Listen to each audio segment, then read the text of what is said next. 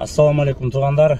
Көбүнчө азыркы учурда проблема түйшүк деген нерсе биздин жүрөгүбүздөн орун алып, көп адамды түйшүлтүп, ошо проблема менен жашап, проблема менен ойгонуп, проблема менен туруп, проблема жөнүндө сүйлөшүп калат го. Анан ошону айтайын деген нерсе, проблема бул адамдын башындагы эле бир нерсе. Ал тыштан келбейт. Ал адамдын өзүнүн ичинде болот, основной. Аны кантип түшүндүрсө болот? Мисалы, бир эле пример. Бирөө иштеп атып, ишинен уволить этип салса, ал үчүн ал чоң проблема. Аябай чоң проблема. Үй бүлөсү үчүн проблема, балдары үчүн проблема. Ошол эле учурда иштебей эле 5 коюн багып аткан адамга, мисалы, андай проблема экенин ал билбейт да, жок. Түшүнө да кирбейт. Хотя тигинден материалдык жактан тигинде бир топ эле аз болгону 5 кой кичинекей үй болушу мүмкүн да. Ошондо деле ал тигинин проблемасын проблема катары көрбөйт да. Анткени ал жөнүндө түшүнбөйт. Демек, проблеманы биз кандай кабыл алсак, биз кандай ошого отношение кылсак, ошол түйшүк бизди же түйшөлтөт, же түйүбүзгө жеткирет, же бийик көтөрөт да. Мисалы, да бир пример айтайын. Бирөө келген убагында, бир таанышым. Кокуй, өлдүм, ишим бүттү, ичиш керек, давай ичебиз, же жоголуш керек, кетиш керек, качыш керек. Не болду десең, карызга баттым, эл караган бетим жер карадан. Анан анализ кылдыңбы десем, жок. Анда ошол карыздарың жазчы десек, 5 кишиге анча-манча бересеси бар. Кичинекей кредити бар. Анын чечилиши оңой эле. Жумушка киресиң, жумушка орношосуң, зарплатаңды бөлөсүң, 5 кишиге чаласың, 5 кишиге моунчанчы числода сага берем. Ага чейин мага меня не дергайте десең, ошол 5 киши түшүнөт. Кредитти болсо акырынан жай бересиң. То есть бул жерде проблема жок дедим.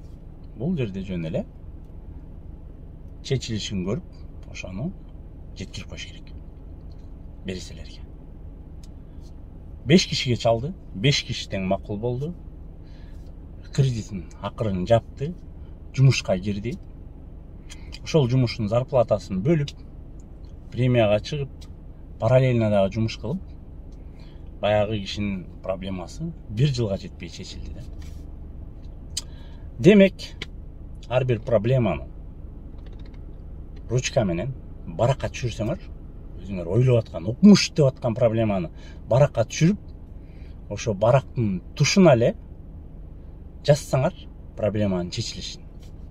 Азыркы турган турпатың менен ошол проблеманы кандай чече аласың десең, любой проблеманын чечилиши бар.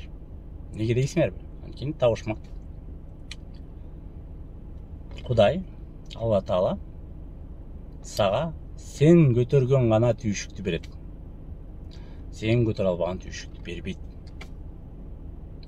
Малчыга менеджердин түйшүгүн бербейт. Менеджерге малчынын түйшүгүн бербейт. Эркек балага Кудай боюнда кылып болбойт да, туурабы? Аны эркек бала көтөрө албайт. Аны аялга берет, аял көтөрөт. Ошондуктан ар бир проблеманы, ар бир түйшүктү өзүң билген. Сөзсүз түрдө кагазга жазсаң, сенде кандай азыр түйшүктөр бар. Зарплатаң балким бир нерсеге жетпей атат. Үйлөнгөнгө акчаң жетпей атат. Машина алганга акчаң жетпей атат. Үй алганга акчаң жетпей атабы? Же бир карыздарың бергенге акчаң жетпей проблема болуп атабы? Ошол проблеманы жазып, ашып кетсе адамдачы, укмуш кыйналып эле өзүнчө изичи болуп аткан адамдачы, ашып кетсе 3 проблема болот, 3 түйшүк болот. Ошол 3 түйшүктү жазып, ошол 3 түйшүктүн жанына чечилиштерин жазсаңар, монтсе болот, монтсе болот, монтсе болот. Срогу менен кыш. Ошол сиз жазган суракта ошону туура аткарсаңыз сөзсүз түрдө сиздин түйшүгүңүз чечилет. Оңой эле правила да. Ошондуктан кандай гана түйшүк болбосун, кандай гана кыйынчылык болбосун, кандай гана ойлор силерди баспасын, алтындай болгон башыңарга ишенбей, тупой ручкага ишенсеңер, жеңил чечилет да. Анткени алтындай баш баарын кабыл ала берет, чечилиши жок, адамда чечилиши жок. Мисалы туннелде кетип баратканда свет көрбөсөң, чарчайсың дагы, өлүп да калышың мүмкүн. Эгер туннелде кетип баратканда свет көрсөң, свет ушунчалык алыс болсо дагы, сен кете бересиң. Ошол яркий тешикке жете бересиң. Муну менен эмне айткым келет? Муну менен айткым келгенин себеби азыр жок жерден проблемаларды тапканды үйрөндүк да. Ал проблема жок. Бирөөнүндө сотка жок болуп калса, ошону проблема кылат экен. Бирөө проблемасы жок, жашап атып эле iPhone 12 чыгып калса, проблема башталат экен да. То есть же өзгөчө айымдарда баласын проблема жок. Жөн эле баласын бир жакшы, кымбатыраак университетке окутуш үчүн 5 жылдык өзүнө проблема үйүп алат да. Жок, баласынан сурабайт. Балким бекер кирген жерден эле 1 жыл окуп баласы, иштеп, анан өзү ошол проблемасыз эле окуп, өнүгүп, өсүп кете турган жерин тандабай эле, шак эле барып акча бере турган жер, кыйналган кредит ала турган жерди тандайбыз дагы. Анан өзүбүз түйшүктүн үстүнө түйшүк тилип алабыз. Ар бир нерсенин чечилиши болот. Кудай бир нерсе сага бердиби табышмакты, ошонун чечилиши сөзсүз бар да. Кичине ойлонуп, аракет кылып, акыл сурап койгондон эч качан тартынбаш керек. Анан кыргыздарда жакшы бир атаандаштык бар да. Тиги арка бурка атаандаш беребиз. Москвада кыргыздарга айтарым, биз атаандашта турган жакшынакай 1-2-3 калк бар. Ошол калктарга атаандашып, ошолор жеткен ийгиликтерге жетип, алардан ашсак, ошолор жеткен званияларга жетип, алардан ашсак болот да. Анан бири-бирибизге атаандашпай, ошол бөлөк улуттардан аларды тебелеп тепсек эмес, ошолор менен кошо барып, ошолордон ашып, ошолордон дагы интеллектуалдуу, ошолордон да акылдуу, ошолордон дагы ыймандуу болгонго аракет кылышыбыз керек да. Анан ошондо кичинекей проблемалар чечилет.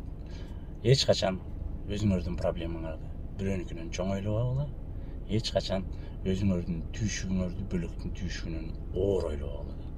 Тетиринче ар бир түйшүктүн чечилишин ойлосоңор, ал түйшүк болбой калат. Ар бир проблеманын решениясын таап алсаңар, ал проблема ошол жерден жоголот да. Ошондуктан кандай ой келсе, кандай проблема келсе, ошонун чечилишин тапканга аракет кылгыла. Чечилиши силердин акылыңарда, силердин оюңарда жана силердин жаныңарда жүргөн адамдарда сөзсүз түрдө жообу бар. Анткени дагы бир жолу айтам, эмне кылат? Кудай проблеманы сен чечип ала турган гана сага проблема берет. Андан бөлөк ашыкча проблема бербейт. Баарыңыздарга ийгилик.